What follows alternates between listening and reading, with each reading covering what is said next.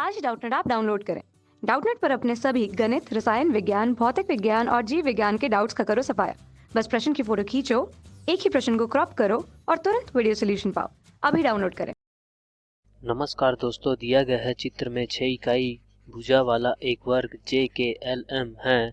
बिंदु ए तथा बी भुजा के एल पर मध्य बिंदु है। उसी प्रकार यदि एक बिंदु अचानक वर्ग के अंदर से चुना जाता है तो उसकी प्रायिकता होगी कि चुना गया बिंदु त्रिभुज जे ए बी के अंदर होगा। तब दोस्तों यहाँ से हम हल करते हैं।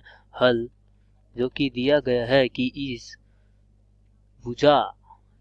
इसकी भुजा वर्ग की 6 तथा ये आधा यहाँ पास आधा मध्य बिंदु है तथा यह 6 है। तब यहाँ से दोस्तों हम लिख सकते हैं कि प्रायिकता का सबसे पहले प्रायिकता है जिसमें से चुना जाना है। मतलब यहाँ से दिया गया है कि त्रिभुज के अंदर से निकले तो यहाँ से आ जाएगा प्रायिकता हो जाएगा फेवरेबल। मतलब कि यहाँ से संभावित घटनाएं उसमें से कुल घटना।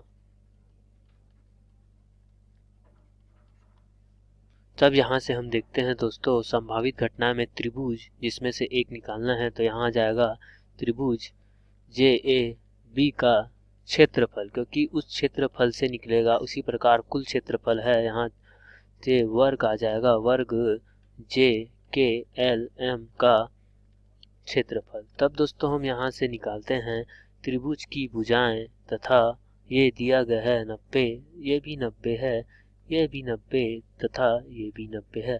तब हम त्रिभुज ए एल एम में निकालते हैं। त्रिभुज ए एल एम में पाइथागोरस प्रमेय से तो उसकी भुजा ए मान लेते हैं इसे, तो इसका ए का मान आ जाएगा, भुजा ए का मान अंडर रूट में 3 का घात 2। तो यहाँ से हमें जो प्राप्त हो जाएगा वो प्राप्त होगा 3 रूट 2 मीटर में, या हम इसे इकाई बोल सकते हैं, इकाई।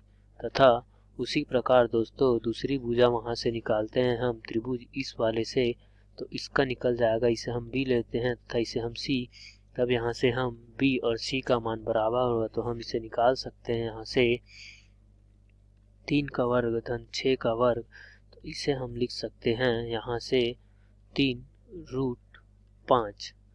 तब दोस्तों यहाँ से हमारे पास जो मान निकल गया त्रिभुज की भुजाओं का ये 3 रूट 5 तथा ये 3 रूट 5। तब दोस्त हम जानते हैं कि त्रिभुज का क्षेत्रफल का सूत्र, त्रिभुज का क्षेत्रफल का सूत्र जब उनकी भुजाएं दी हो तो यहाँ से हम लिखते हैं एस ऋण ए, एस ऋण बी तथा एस ऋण सी।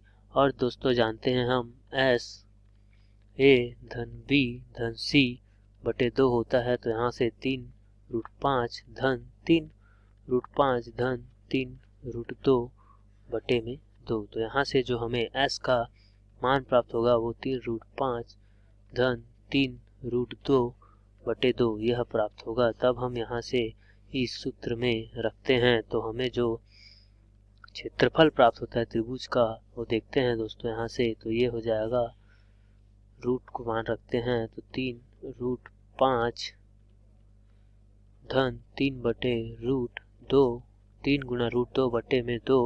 उसके बाद ये हो जाएगा 3 रूट 5 धन 3 रूट 2 बटे 2 ऋण ए का मान दिया गया है, यहाँ पास 3 रूट 2 दिया गया है दोस्तों। यहाँ से उसी प्रकार एस ऋण बी कर देते हैं दोस्तों। तो यहाँ से हो जाएगा एस का मान 3 रूट 5 धन 3 रूट 2 बटे में 2 और यहाँ से ऋण 3 रूट 5, क्योंकि b का मान दोस्तों 3 रूट 5 है। उसी प्रकार c का भी मान हो जाएगा।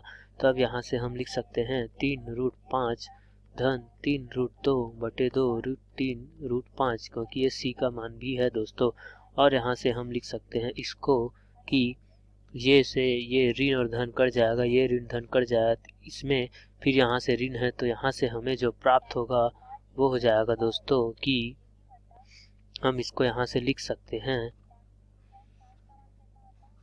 ये 3 रूट 5 धन 3 रूट 2 बटे 2 तथा ये हो जाएगा 3 रूट 5, आधा में से आधा चला जाएगा तो हमारे पास ऋणात्मक 3 रूट 2 गुणित 2 बटे 2 और यहाँ से ये और ये दोनों गुना हो जाएगा तो हमारे पास 9 गुणा 2/4 बचेगा दोस्तों यहाँ से।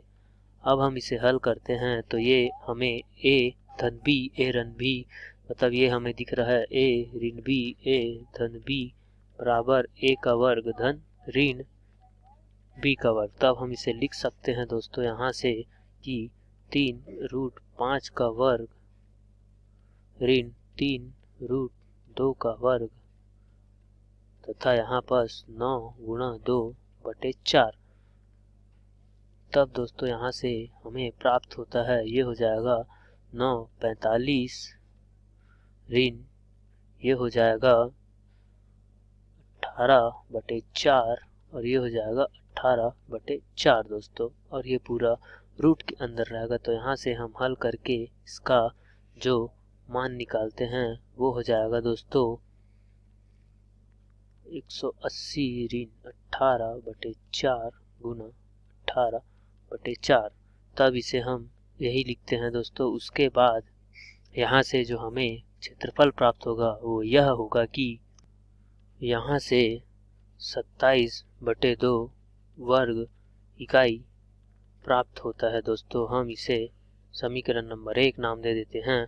उसी प्रकार हम हल करेंगे दोस्तों वर्ग